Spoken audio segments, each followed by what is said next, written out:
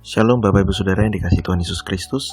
Pada saat ini mari kita bersyukur kepada Tuhan, oleh karena Tuhan senantiasa menjaga dan merawat kita setiap hari dengan tidak jemu, dan berkat-Nya senantiasa kita rasakan. Terpujilah nama Tuhan kekal selamanya. Amin. Ibu Bapak Saudari-saudara yang dikasihi Tuhan Yesus Kristus, sebelum kita membaca dan merenungkan firman Tuhan pada saat ini, mari bersama-sama kita bersatu hati dalam doa. Kita berdoa. Ya Tuhan, saat ini kami mempersiapkan hati kami untuk menerima taburan firman-Mu. Mari Tuhan Kau memberkati, sehingga hati kami terbuka dan siap menerima firman-Mu. Mampukan kami untuk bisa mengolahnya dan bisa melakukannya dalam hidup kami sehari-hari. Dalam nama Yesus kami berdoa. Amin. Ibu bapak, saudari-saudara yang dikasihi Tuhan, bacaan kita diambil dari Ulangan pasal 22 ayatnya yang pertama. Kitab Ulangan pasal 22 ayatnya yang pertama. Yang demikian bunyinya. Apabila engkau melihat bahwa lembu atau domba saudaramu tersesat, janganlah engkau pura-pura tidak tahu. Haruslah engkau benar-benar mengembalikannya kepada saudaramu itu. Judul perenungan kita adalah Tolong Menolong. Ibu bapak saudari-saudara yang terkasih dalam Tuhan Yesus Kristus, suatu kali ada pencurian di suatu rumah di waktu subuh. Waktu menunjukkan pukul 3 subuh ketika para pencuri melakukan aksinya. Mereka menggunakan peralatan mesin seperti alat potong besi dan lain sebagainya untuk membongkar pintu yang tergembok dengan berbagai grendel yang digunakan sebagai alat pengaman. Tentu saja suara mesin pemotong besi itu keras. Apalagi jika terjadi pukul 3 subuh. Seharusnya membuat banyak orang kemudian terbangun dan melihat apa yang terjadi. Tetapi anehnya tidak ada yang bangun, mungkin pada enak tidur dan tidak mau menengok. Tidak ada yang menengok apa yang sedang terjadi. Rupa-rupanya ternyata ada tetangga yang tahu apa yang terjadi, tetapi mereka pura-pura tidak tahu karena tidak mau terlibat, sebab bisa membahayakan keselamatan mereka. Ibu bapak saudari-saudara, pura-pura tidak tahu adalah tindakan yang terjadi di sekitar kita. Pura-pura tidak tahu itu artinya tahu apa yang terjadi, tapi seakan-akan tidak terjadi apa-apa. Mengapa sikap atau tindakan ini diambil? Ya, paling tidak alasannya karena tidak mau repot dan tidak mau membahayakan diri demi sesuatu yang bukan miliknya, demi seseorang yang tidak dikenal.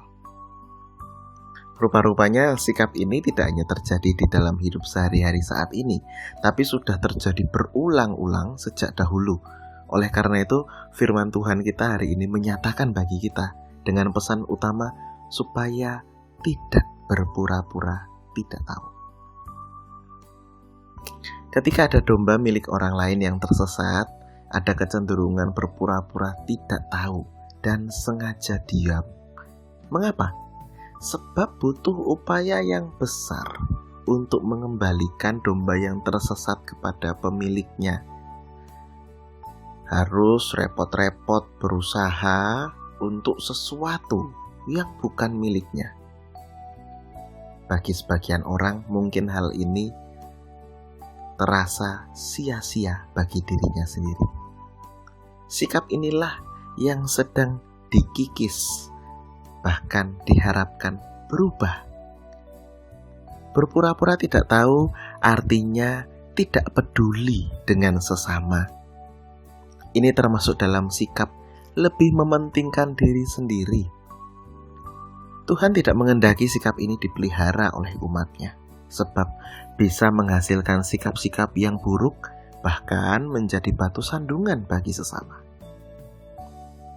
Menolong domba yang tersesat, sekalipun bukan milik sendiri, adalah tindakan yang dikehendaki oleh Tuhan. Sebab tindakan itu menunjukkan bagaimana kasih yang besar dimiliki oleh seseorang di dalam hatinya, dan kasih itulah yang menggerakkan dari dalam diri menjadi penolong bagi sesama, peduli terhadap sesama. Sikap ini bukan didasarkan pada imbalan yang akan didapat, tetapi lebih didasarkan pada tindakan yang seharusnya. Ini adalah tindakan yang baik dan tindakan yang dikehendaki oleh Allah, serta ini adalah wujud syukur kepada Tuhan karena Tuhan lebih dahulu menolong saya. Ibu, bapak, saudari-saudara yang dikasihi Tuhan, dengan menolong domba yang tersesat atau mengembalikan apa yang bukan milik sendiri, atau mengembalikan apa yang kita temukan di jalan yang menjadi milik orang lain, apakah itu KTP, SIM, atau apapun yang kita temukan di jalan yang bukan milik kita sendiri, dan juga bukan kita yang mengambilnya. Ketika kita mencoba untuk mengembalikan itu kepada sang pemilik, artinya kita sedang menunjukkan sikap kepedulian kita kepada sesama, menunjukkan bahwa kita rela menolong sesama, dan itulah yang dikehendaki oleh Tuhan dalam hidup kita. Kiranya kita dimampukan untuk memiliki hati yang rela menolong sesama. Amin. Mari kita bersatu dalam doa. Ya Tuhan, tolonglah kami, ajarlah kami, tuntunlah kami, supaya kami dimampukan untuk menolong sesama kami,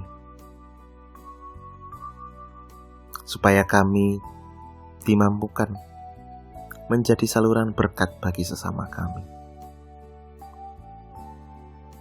Dan kami pun juga menyerahkan ya Tuhan segala sesuatu yang akan kami kerjakan di hari ini. Kami percaya Tuhan menjaga, menyertai, dan memampukan kami, sehingga segala pekerjaan yang kami lakukan hari ini menjadi sarana untuk kemuliaan nama Tuhan. Dalam nama Yesus kami berdoa. Amin. Kiranya kasih karunia dan damai sejahtera dari Tuhan Yesus Kristus dan dari Allah Bapa, serta persekutuan dengan Roh Kudus menyertai Bapak Ibu Saudara sekalian. Amin.